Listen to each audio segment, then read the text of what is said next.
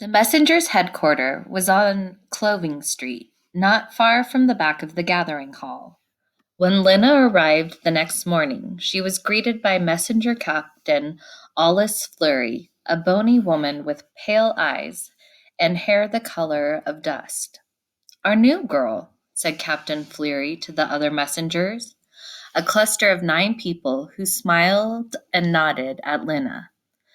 I have your jacket right here, said the captain. She handed Lena a red jacket like the one all messengers wore. It was only a little too large. From the clock tower of the gathering hall came a deep reverberating bong. 8 o'clock, cried Captain Fleury. She waved a long arm. Take your stations. As the clock sounded 7 more times, the messengers scattered in all directions. The captain turned to Lena. Your station, she said, is Garn Square. Lena nodded and started off, but the captain caught her by the collar. I haven't told you the rules, she said. She held up a knobby finger. 1. When a customer gives you a message, repeat it back to make sure you have it right. 2. Always wear your red jacket so people can identify you. 3. Go as fast as possible. Your customers pay 20 cents for every message, no matter how far you have to take it. Lena nodded. I always go fast, she said. 4, the captain went on. Deliver a message only to the person it's meant for, no one else. Lena nodded again. She bounced a little on her toes, eager to get going. Captain Fleury smiled. Go, she said, and Lena was off. She felt strong and speedy and sure-footed. She glanced at her reflection as she ran past the window of a furniture repair shop. She liked the look of her long dark hair flying out behind her, her long legs in their black socks, and her flapping red jacket. Her face, which had never seemed especially remarkable, looked almost beautiful because she looked so happy. As soon as she came into Garn Square, a voice cried, Messenger! Her first customer. It was old Natty Prine, calling to her from the bench where he always sat. This goes to Ravenet Parsons, 18 Silverton Square, he said. Bend down. She bent down so that her ear was close to his whiskery mouth. The old man said in a slow, hoarse voice, My stove is broke. Don't come for dinner. Repeat. Lena repeated the message. Good, said Natty Prine. He gave Lena 20 cents, and she ran across the city to Silverton Square. There she found Ravenet Parsons, also sitting on a bench. She recited the message to him. Old turnip head, he growled.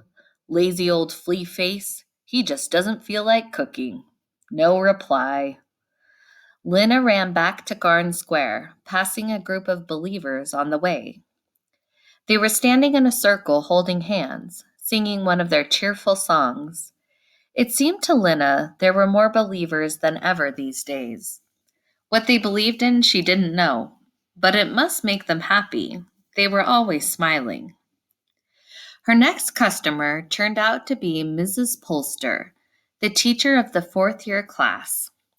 In Mrs. Polster's class, they memorized passages from the book of the City of Ember every week. Mrs. Polster had charts on the walls for everything, with everyone's name listed. If you did something right, she made a green dot by your name. If you did something wrong, she made a red dot. What you need to learn, children, she always said in her resonant, precise voice, is the difference between right and wrong in every area of life. And once you learn the difference, here she would stop and point to the class, and the class would finish the sentence. You must always choose the right. In every situation, Mrs. Polster knew what the right choice was. Now here was Mrs. Polster again, looming over Lena and pronouncing her message. To Anisette Lafronde, 39 Hum Street, as follows, she said. My confidence in you has been seriously diminished since I heard about the disreputable activities in which you engaged on Thursday last. Please repeat. It took Lena 3 times to get this right. Uh-oh. A red dot for me, she said. Mrs. Polster didn't seem to find this amusing.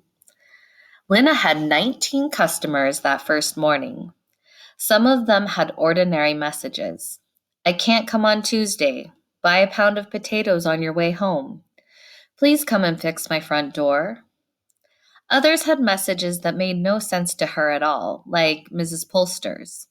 But it didn't matter. The wonderful part about being a messenger was not the messages, but the places she got to go. She could go into the houses of people she didn't know, and hidden alleyways and little rooms in the back of stores. In just a few hours, she discovered all kinds of strange and interesting things.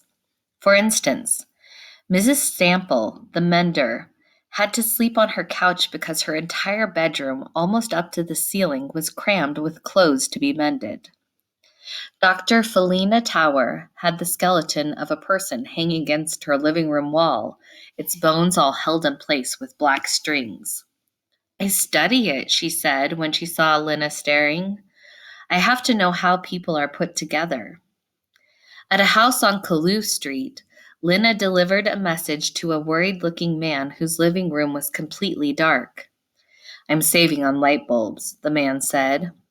And when Lena took a message to the Can Cafe, she learned that on certain days, the back room was used as a meeting place for people who liked to converse about great subjects. Do you think an invisible being is watching over us all the time? She heard someone ask. Perhaps, answered someone else. There was a long silence. And then, again, perhaps not. All of it was interesting. She loved finding things out, and she loved running. And even by the end of the day, she wasn't tired. Running made her feel strong and big-hearted. It made her love the places she ran through and the people whose messages she delivered. She wished she could bring all of them the good news they so desperately wanted to hear.